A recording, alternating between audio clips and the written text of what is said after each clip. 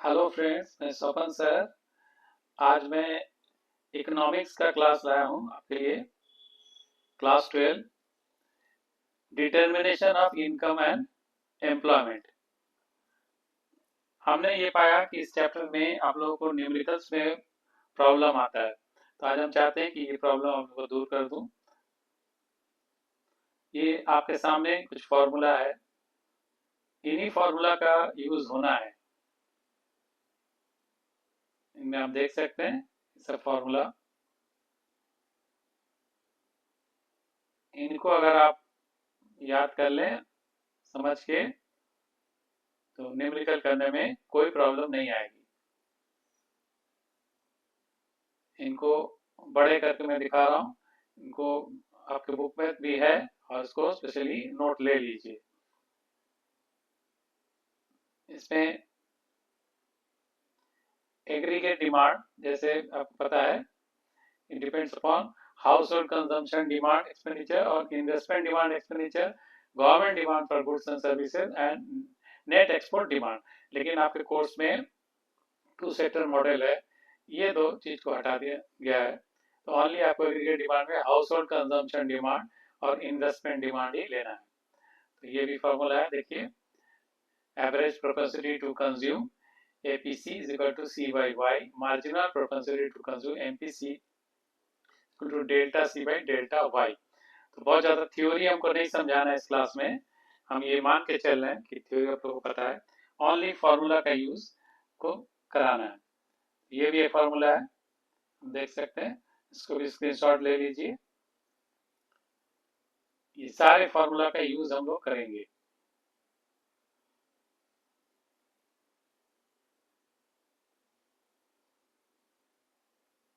इन सारे फार्मूला का स्क्रीनशॉट आप ले लीजिए। तो पहला न्यूमेरिकल देखिए हमारे सामने है।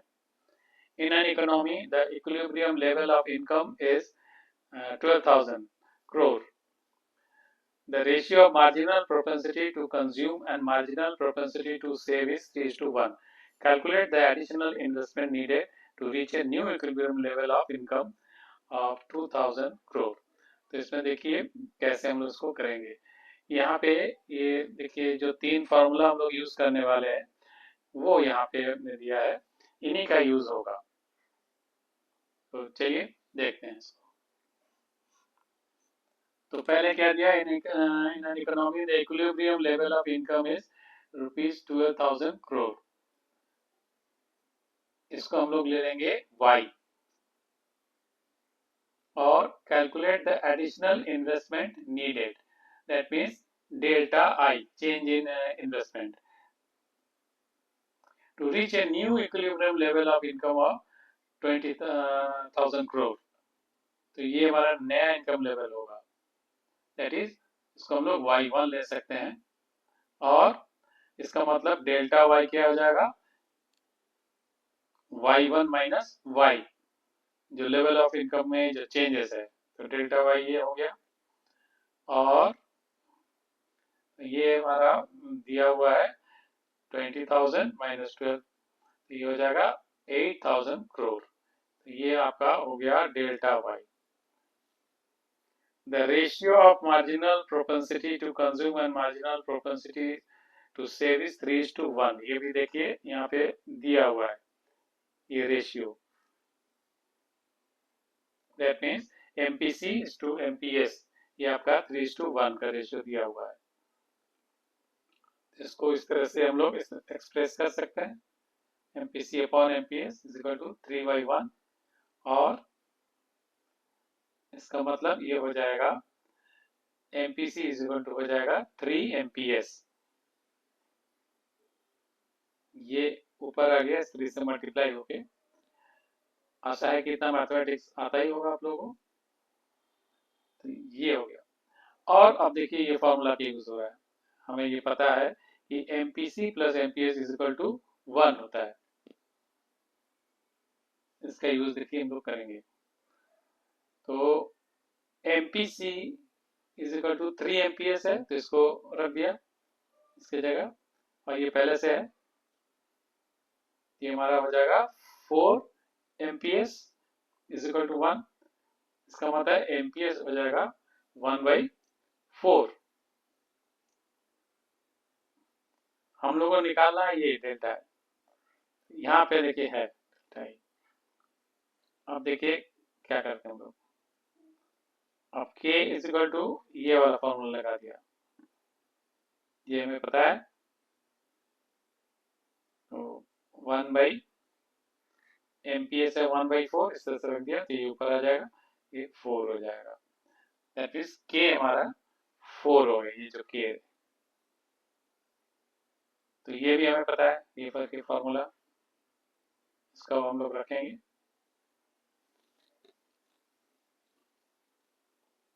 तो ये डेल्टा ऊपर आ गया, k नीचे आ गया, तो डेल्टा वाई में पता है 8000 करोड़ है, तो ये आ गया भाई 4, k हमारा 4 है, तो 2000। तो हो गया ये क्वेश्चन, आपने देखा कैसे फॉर्मूला भी यूज किया। अब जो है next question, in an economy the consumption expenditure is 8750 crores and the ratio of average propensity to consume and average propensity to save is 7:1, calculate the level of income in the economy। तो यहाँ भी जल्दी से हम लोग शुरू करते हैं इस क्वेश्चन को। तो यहाँ देखिए ये दो फॉर्मूला के यूज करेंगे हम लोग, APC plus APS is equal to 1, APC is equal to C by Y। Consumption expenditure को हम लोग अगर मान ले C, और ये दिया हुआ है कि 8750 करोड़, इसका वैल्यू गिवन है, तो ये ले लिया। और the ratio of average propensity to consume and average propensity to save is 7:1, ये भी यहाँ दिया हुआ है 7:1 ये रेशियो, तो ये ले लिया। इसका ये मतलब है APC to APS is equal to 7:1 या APC by APS is equal to 7/1 और APC is equal to 7 APS और APC by 7 is equal to APS, इस तरह से सॉल्व कर सकते हैं। अब देखिए इसका यूज है APC ये वाले फॉर्मूला का, अब यहाँ पे ले आएंगे इसको।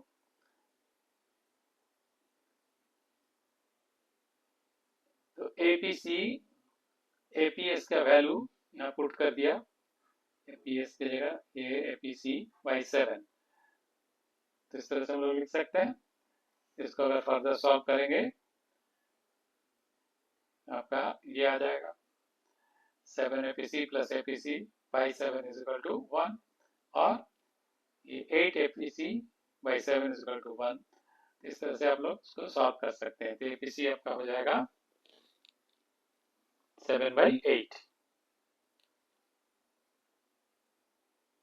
फिर calculate the level of income in the economy, ये करना है।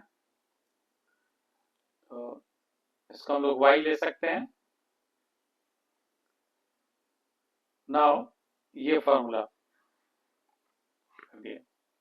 अब इसमें APC is equal to C by Y, हमें y कैलकुलेट करना था इसलिए फॉर्मूला यूज किया।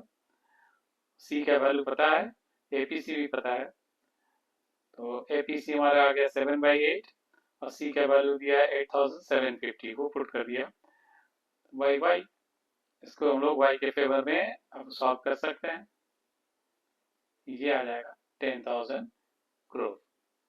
इस तरह से इस फॉर्मूला का यूज किया हम लोगों ने, राइट।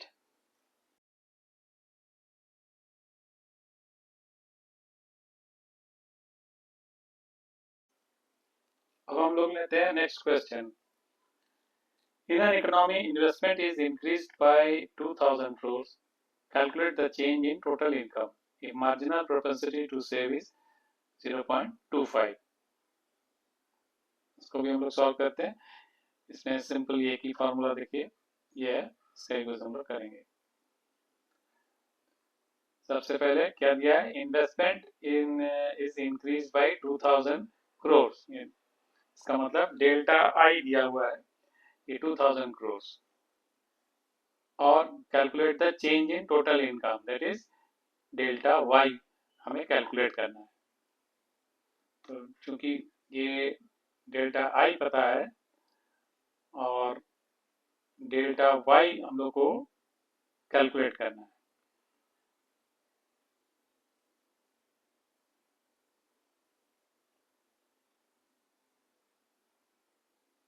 ये marginal propensity to save MPS ये भी दिया हुआ है, ये देख सकते हैं 0.25, मतलब इसका यूज करके हम लोग ये के निकाल सकते हैं। अगर ये के निकल जाएगा तब, और डेल्टा ही पता है तो इसका वैल्यू हम लोग कैलकुलेट कर सकते हैं। तो सिंपली देखिए फॉर्मूला याद रखनी है और कैसे इसका यूज करना है। तो k is equal to delta Y by delta I equal to 1 by M P S, इसी फॉर्मूला का यूज कर लिया। तो delta Y upon 2000 is equal to 1 by 0.25 given है। इसको हम लोग सॉल्व कर लेते हैं डेल्टा वाई के फेवर में।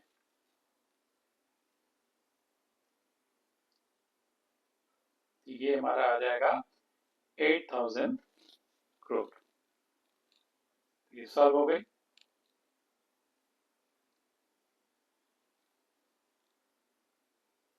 अब हम लोग आते हैं नेक्स्ट क्वेश्चन पे। Question number 4, find consumption expenditure from the following. National income is equal to 5000 और autonomous consumption ₹1000, marginal propensity to consume 0.80। तो देखिए इसमें एक फॉर्मूला है, C is equal to C bar plus B Y. ये autonomous consumption को कहते हैं, जीरो लेवल ऑफ इनकम में जो कंजम्पशन होता है।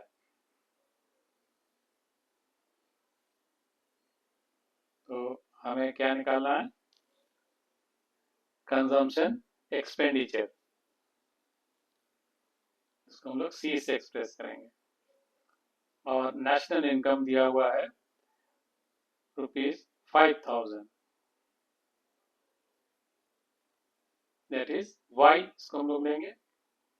और ऑटोनोमस कंजम्पशन ये दिया है 1000, तो सी बार, तो ये दिया हुआ है। और मार्जिनल प्रोपेंसिटी टू कंज्यूम ये दिया है 0.80, दैट मीन्स बी भी हमें पता है, के भी है। अब इसको सॉल्व कर लेना, सी का वैल्यू, ये फॉर्मूला का यूज करेंगे। देखिए तो सब बस वैल्यू पुट कर देना, ये 1000 है और बी है 0.80, इसको लिख सकते हैं 8/10 इंटू वाई है 5000, ये रख दिया। अब इसको सॉल्व कर लेना है, तो ये आ गया।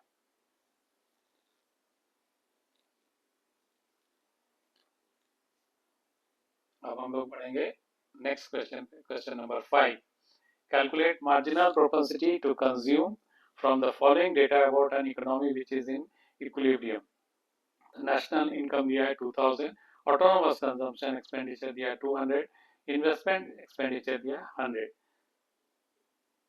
तो इसमें देखिए ये दो फार्मूला जो आप देख रहे हैं, इन दो फार्मूला के यूज करके ही देखिए ये क्वेश्चन हो जाएगी। तो सबसे पहले calculate the marginal propensity to consume, that means B हमें कैलकुलेट करना है। तो नेशनल इनकम ये दिया है 2000, इसको हम लोग करते हैं वाई। फिर ऑटोनोमस कंजम्पशन एक्सपेंडिचर ये भी दिया है 200, इसको हम लोग रिप्रेजेंट करते हैं सी बार। और इन्वेस्टमेंट एक्सपेंडिचर दिया है 100, ये है गया आई। अब देखिए इस फॉर्मूला का यूज करने सबसे पहले y is equal to C plus I, C हो जाएगा y माइनस आई इधर आ जाएगा, और तो y है 2000 और I है 100, ये आपका हो गया 1900, ये हमारा C निकल गया। अब ये फॉर्मूला यूज करेंगे, तो ये हमारा C जो है 1900 है, बाकी वैल्यू भी रख देंगे C बार का 200 और ये B इंटू 2000, y हमारा 2000 है। बस अब इसको अब सॉल्व कर लेना है B के फेवर में, थोड़ा सा अलजेब्रा आना चाहिए। तो आप देख सकते हैं कैसे आया, ये 200 उधर आ गया इस साइड में, तो ये आ गया मिलेगा, और इसके बाद खाली रह जाएगा B, तो B इज इक्वल टू इतना हो जाएगा। इसको हम लोग सॉल्व करेंगे तो मिलेगा 0.85, इस तरह से ये सॉल्व। आई होप ये समझ में आ रहा है आप लोगों को। फिर अगला क्वेश्चन पर हम लोग आते हैं, question number 6। Suppose in hypothetical economy the income rises from rupees 5,000 crores to 6,000 crores. As a result, the consumption expenditure rises from rupees 4,000 crores to rupees 4,600 crores. Calculate marginal propensity to consume. अब देखिए इसमें ये एक formula की help से ही हो जाएगा काम। क्या कह दिया, the income rises from 5,000 to 6,000 crores, that means ये डेल्टा वाई है, 6,000 माइनस 5,000 इक्वल टू ये 1,000, ये आ गया। फिर the consumption expenditure rises from 4,000 to 4,600, ये आगे दिया है, दैट मीन्स ये डेल्टा सी है, चेंज इन कंजम्पशन, ये हमारा है 4,600 माइनस 4,000 इज इक्वल टू 600, तो डेल्टा सी आ गया। अब हमें कैलकुलेट करना है marginal propensity to consume, MPC.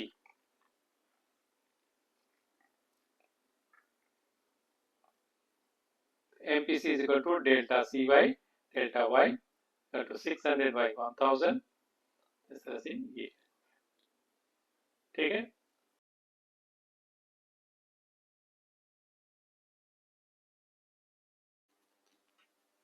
Next question, question number 7.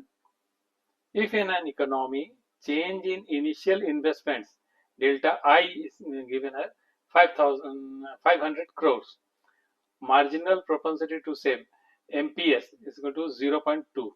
Find the values of the following investment multiplier K और change in final income delta Y.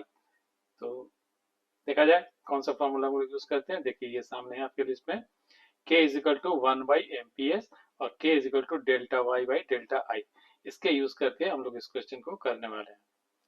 तो देखिए कैसे करते हैं। तो change in initial investment delta I is given दिया है 500 क्रोर्स 5, और MPS दिया है 0.2, तो ये ले लिया। तो K का वैल्यू क्या होगा, देखिए K is equal to 1 by MPS होता है ये फॉर्मूला, तो सीधे यहाँ पुट कर सकते हैं।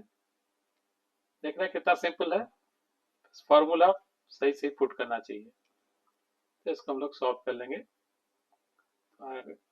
ये आ गया 5, तो K का वैल्यू निकल गया 5। अब इसका next part, change in final income delta Y, तो दूसरा वाला formula K is equal to delta Y by delta I, अब इसका यूज करेंगे हम लोग। तो K into delta I is equal to delta Y, just value रख देना है, डेल्टा Y को सॉल्व करेंगे तो K का वैल्यू 5 और डेल्टा I जो है 500 है, तो बस वैल्यू रख दिया, ये आ गया 2500 क्रोर्स। ये हो गया क्वेश्चन नंबर 7। तो देख रहे हैं कितनी आसान होती है क्वेश्चन।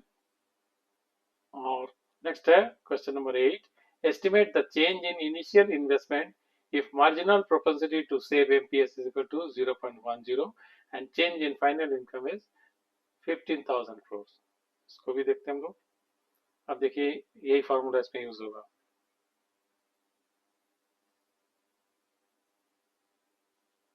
क्या कह दिया है? चेंज इन इनिशियल इन्वेस्टमेंट, ये निकालना है, डेल्टा आई।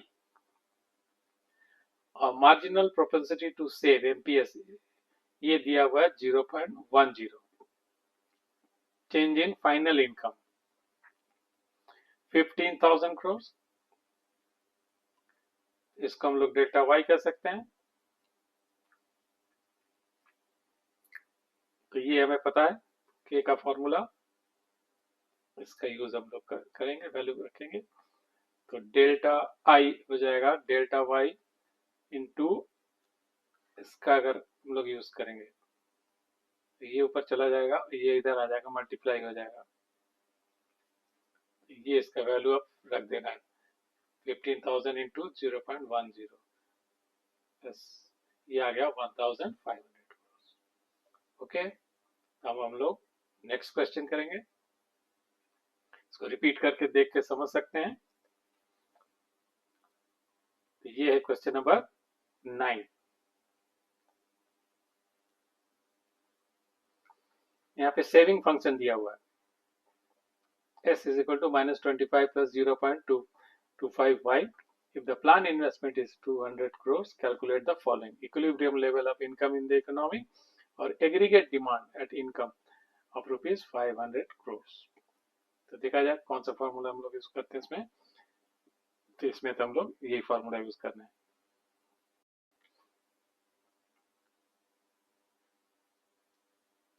देखिए गिवन, ये गिवन है s is equal to minus 25 plus 0.25y।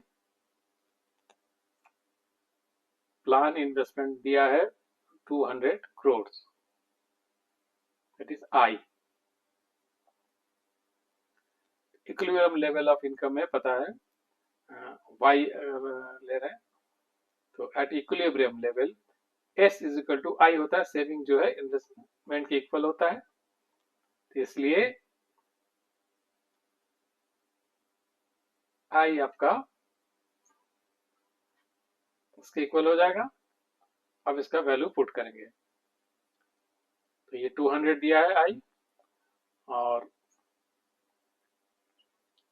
जैसे इसी इसमें हम लोग रख रहे हैं वैल्यू,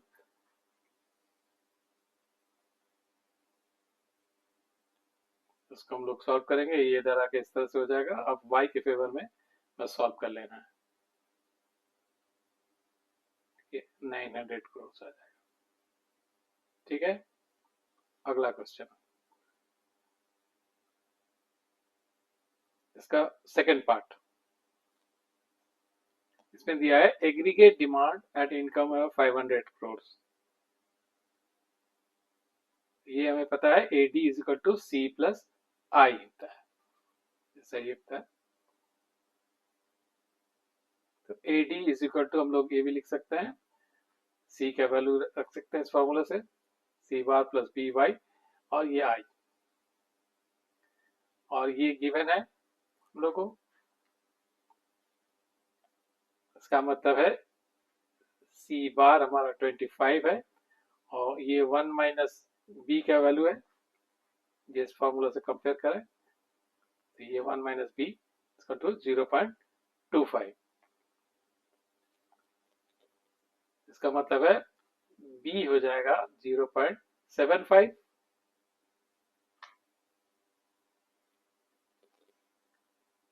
और यहाँ पे अगर रखेंगे वैल्यू तो AD जो था C बार ये 25, इसको रख देंगे, और B ये रख दिया 0.75, और Y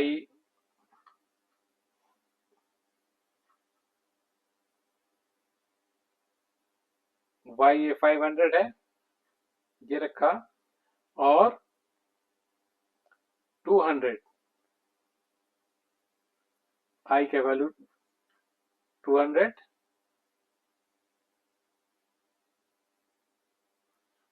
यहां से तो इसको फर्दर हम लोग सॉल्व करेंगे।